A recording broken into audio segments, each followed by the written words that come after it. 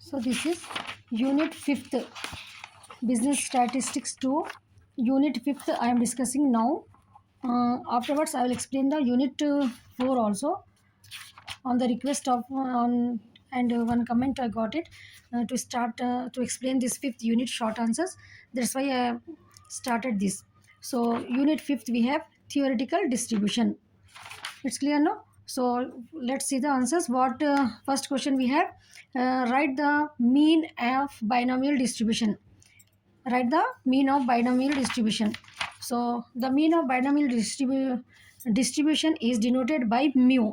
ये जो सिंबल है ना अपने को, इसको अपन म्यू बोल के पढ़ते हैं, ठीक है। ऐसा जो सिंबल रहती है इसको म्यू बोल के पढ़ते हैं अपन। और E belongs to X, the expected number of success in N number of trials, ठीक है। Expected number of numbers of success जो रहते हैं नंबर ऑफ ट्रायल्स में, उसको जो है सो अपन म्यू और ई ऑफ एक्स जो है सो डिनोट करते हैं। The mean of binomial distribution क्या रहता, mu is equal to N P रहता। म्यू इज इक्वल टू क्या रहता, एन पी। ये फॉर्मूला आपको याद रखना है। एन और एन बोले तो क्या रहते हैं अपने को, नंबर ऑफ ट्रायल्स रहते हैं इसमें। पी जो है सो आपका probability of success in a single trial, एक ट्रायल में जो है सो कितने सक्सेस हो सकते हैं वो आपका पी रहता। The two parameters of binomial distribution are n n p. दो पैरामीटर्स क्या है बाइनोमियल डिस्ट्रीब्यूशन के अपने को यहाँ पर, एन एंड पी है। एन जो है सो नंबर ऑफ ट्रायल्स है और पी जो है सो probability of success in a single trial है। It's clear no. Now move to the next question. Next question we have, bring out the differences between binomial and Poisson distribution. We have actually three distribution we have in this particular chapter: normal distribution, binomial distribution, and Poisson distribution. So now in the second question it has asked that difference between binomial distribution and Poisson distribution. So in the tabular form, if you present this answer, you can understand it. So first point we will see uses. Binomial distribution, it is used for the finite or limited number of trials n. Upon number of trials जो रहते हैं ना उसमें अगर limited numbers रहे, जैसा कि coin toss करें अपन तो number of trials head and tail रहता तो वो बाइनोमियल डिस्ट्रीब्यूशन में आता, ठीक है। डाइस एक 1 2 3 4 5 6 रहते अपने को तो बाइनोमियल डिस्ट्रीब्यूशन में आता वो। जहाँ पर जो है सो अपन ट्रायल्स जो करते हैं, नंबर्स जो रहते हैं ट्रायल्स के वो जो है सो लिमिटेड रहना और फिनिट रहना, ठीक है ना।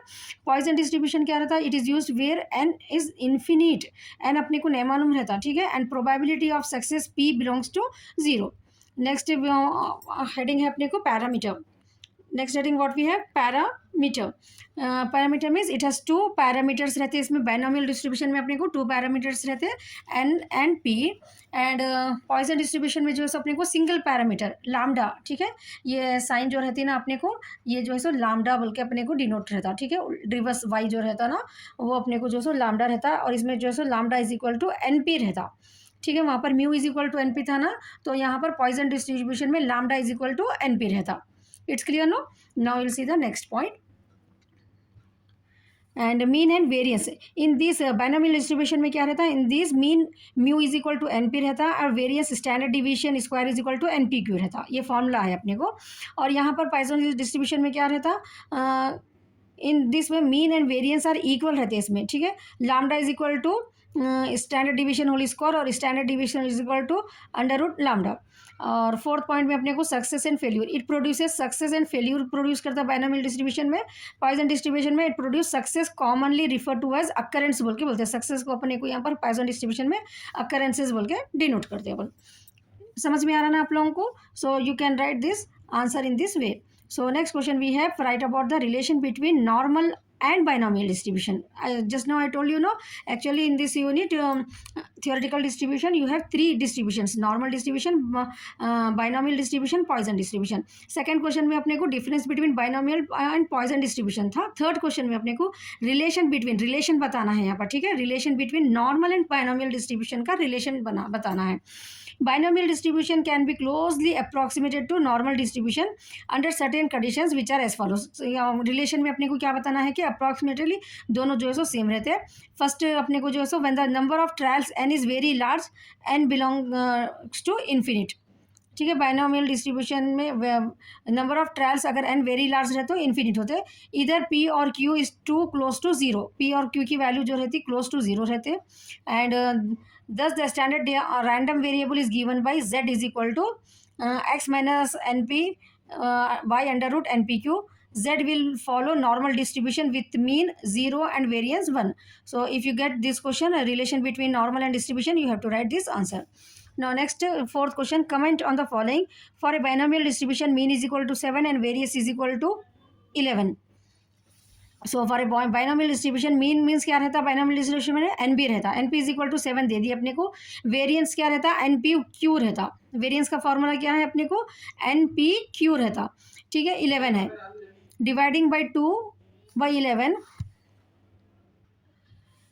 एनपी क्यू बाई एनपी करें अगर अपन तो 11/7 ठीक है सेकंड इक्वेशन को और फर्स्ट एनपी क्यू का एनपी करें 11/7 तो अपने को क्यू इज इक्वल टू इसमें एनपी कैंसिल हो जाता ठीक है क्यू इज इक्वल टू 1.57 आ जाता और 1.6 so the value of Q probability should be more than 1 it should be between 0 and 1 आना 1 से ज़्यादा नहीं रहना therefore it can be concluded the given data is inconsistent अगर अपने को क्यू की वैल्यू मोर देन 1 अगर आ गई तो डेटा इज इनकंसिस्टेंट बोल के लिखने का रहता next question we have properties of normal distribution normal distribution के प्रॉपर्टीज़ क्या है following are the characteristics feature of properties of normal distribution normal curve जो है सो बेल शेप में रहती है ठीक है नॉर्मल कर्व जो है सो बेल शेप में रहती है सिमेट्रिकल रहती है about the mean skewness is equal to 0 रहता है इसमें if the curve is folded along its central vertical axis the curve either side of the axis would coincide होती the higher of the normal curve अगर higher है normal the height of the normal curve is maximum रहती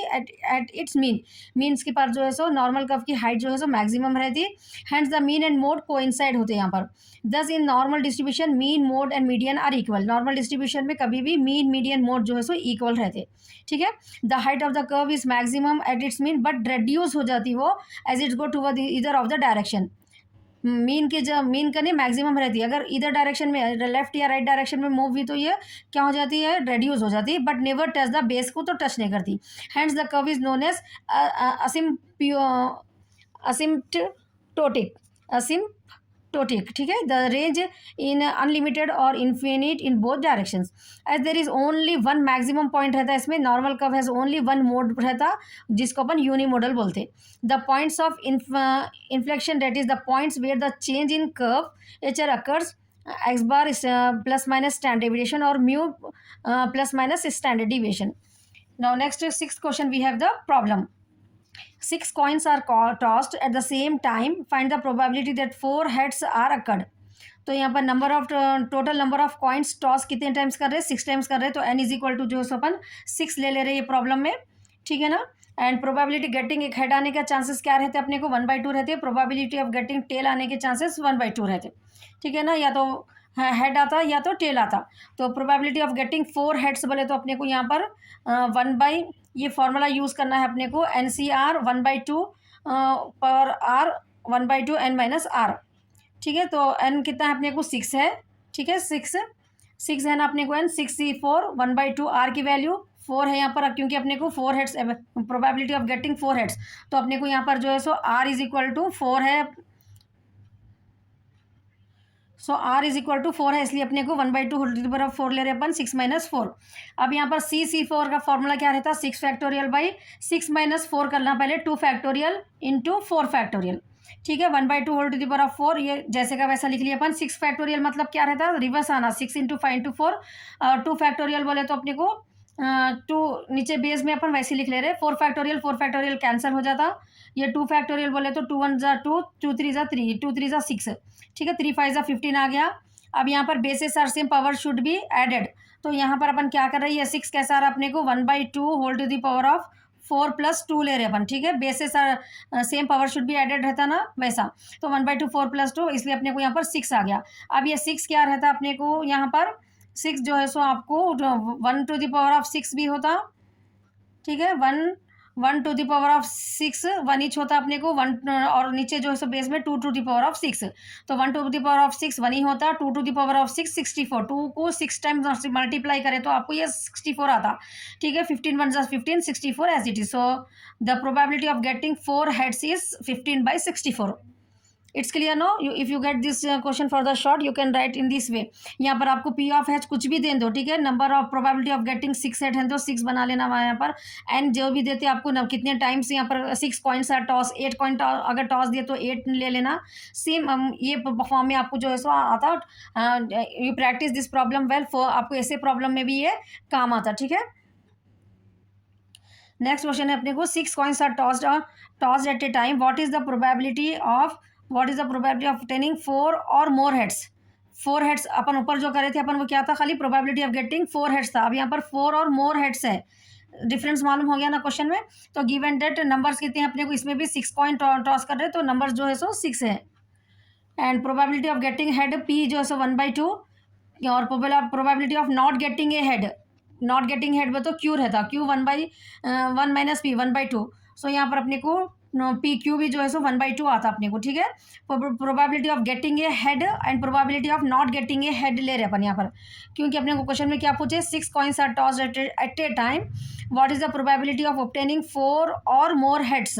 तो पहले अपन probability of getting a head, वहाँ की problem में अपन क्यों नहीं लिए थे, डायरेक्टली वहाँ पर अपने को खाली probability that 4 heads are occurred बोल के दिए थे, ठीक है। तो अपन P of head 1/2, P of tail जो है सो 1/2 लेके डायरेक्टली अपन जो है सो एनसीआर के फॉर्मूले में कर लिए थे वहाँ पर।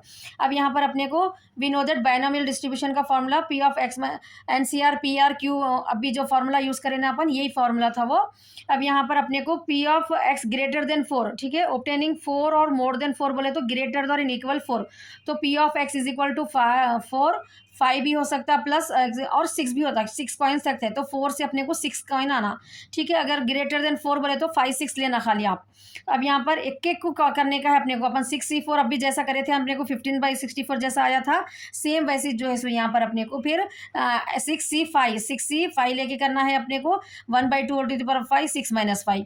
फिर जब P of X is equal to 6 ले रहे अपन, तो यहाँ पर भी जो है सो अपने को 1/6C5 6C6 1/2 6 माइनस 6, ठीक है ना। तो सेम ऐसी जो है सो यहाँ पर सॉल्व कर रहे, देखिए अपन यहाँ पर अपन 15 ले लिए, ये सेम अपने को ये फर्स्ट बिट जो अपन करें ना, सेम वैसी अपने को 15/64 यहाँ तक आ जाता। अब यहाँ पर 1/5 को 2 को 5 टाइम्स मल्टीप्लाई करना, 2 इंटू 2 इंटू 2 5 टाइम्स करें तो अपने को ये 32 आता, ठीक है, ये 32। फिर उसके बाद 1/2 6 माइनस 5 1 ही है तो 1/2 होता 1। अब यहाँ पर 2 को 6 टाइम मल्टीप्लाई करें तो ये 64 आता। 1/2 anything to the power of 0 क्या रहता, 1 ही रहता। मालूम है ना आपको, a to the power of 0 is equal to 1, इसलिए यहाँ पर 1/2 whole to the power of 0 is equal to 1। Maths का थोड़ा बेसिक कॉन्सेप्ट आपको बेस में यूज करना रहता। तो अब अपने को 3 आंसर यहाँ पर आ गए, ठीक है ना। 15/64 आ गया अपने को, 6 बेसिस पूरे सेम है, पावर्स को ऐड कर लिए 22/64। तो इसको सिंप्लीफाई हो सकता है तो 2 के टेबल से कट कर रहे अपन, 2 11 सा 2 32 सा। तो probability of getting x greater than 4 11/32 और 0.34, अगर उसको डिवाइड करें तो अपन 0.34 आता। It's clear no. One more question we have. Now last question number 8 we have, what is the probability of getting 3 heads when a coin is tossed 5 times। एक coin को अगर 5 टाइम्स टॉस करे तो n कितना आ जाता है अपने को 5, ठीक है। जितने बार भी आपको टॉस करे बोल के दिए क्वेश्चन में, तो आपको यहाँ पर n इज इक्वल टू 5 ले लेना है पहले। हेड में कभी भी p ऑफ 1/2 रहता, q भी 1/2 रहता। तो यहाँ पर अपने को क्या पूछे, देखिए 3 हेड्स बचे, तो n अपना क्या है यहाँ पर 5, r की वैल्यू 3 है अपने को, 3 हेड्स पूछे तो r की वैल्यू 3 है, n इज इक्वल टू है तो NCR 1/2 r सेम, ठीक है ना। एक प्रॉब्लम अगर कॉन्सेप्ट समझ गए तो आप कॉइन्स का जो है सो आराम से यहाँ पर अटेम्प्ट कर ले सकते हैं। 5C3 1/2 whole to the power of 3 1/3 2 5 minus 3। 5C3 का क्या रहता है 5 फैक्टोरियल, उसके बाद जो है सो 3 फैक्टोरियल 5 माइनस 3 फैक्टोरियल लेने का रहता है आपको। ये फैक्टोरियल समझ में आ रहा है ना आपको। यहाँ पर जो 5 माइनस 3 ये इसका फैक्टोरियल रहता है, ये 3 एज इट इज लेने का रहता, ठीक है। तो 5 फैक्टोरियल मतलब रिवर्स जाना, 5 4 3 और 3 फैक्टोरियल 2 इंटू 1। अब यहाँ पर कटिंग्स हो रही है, ये यहाँ पर देखिए ये कटिंग हो रहा है, ये 3 फैक्टोरियल ये 3 फैक्टोरियल कट हो जाता, ये 2 1 जा ये 2 2 जा 4, तो अपने को 2 5 जा 10 ये आंसर आया। समझ में आ गया ना। फैक्टोरियल कैंसिल हो जाते, और ये 1/2 को 5 टाइम्स करना है, ये मल्टीप्लाई 2 इंटू 2 2 5 जा 10 है, 2 इंटू 2 इंटू, तो 1/32 आ गया अपने को। 10 इंटू 1/32 है ना। अब इसको यहाँ पर कटिंग कर रहे हैं, 2 5 जा 10 2 16 जा 5/16 जो है सो अपने को आंसर आ गया यहाँ पर। Got it now? So probability of getting 3 heads when coin is tossed 5 times is equal to 5/16 और 0.3 में इसको डिवाइड करें तो आपको यहाँ पर 5/16 को 0.3125 आंसर आ जाता. So got it no. It's easy no. Probability के कोई से भी प्रॉब्लम आ दो आराम से आप 4 मार्क्स जो है सो यहाँ पर 5th यूनिट के अगर ये आगे अगर आपको ये प्रॉब्लम्स या आंसर में से कंपलसरी आता सो 4 marks is in your hand. So if you follow this all 5 units short answers, theory problems and questions, then 20 marks you can score in this particular subject. Easily you can score it just if you are practicing now onwards, then easily you can get it. So all the best. Watch the next videos also, and if you didn't subscribe to my channel, please subscribe it.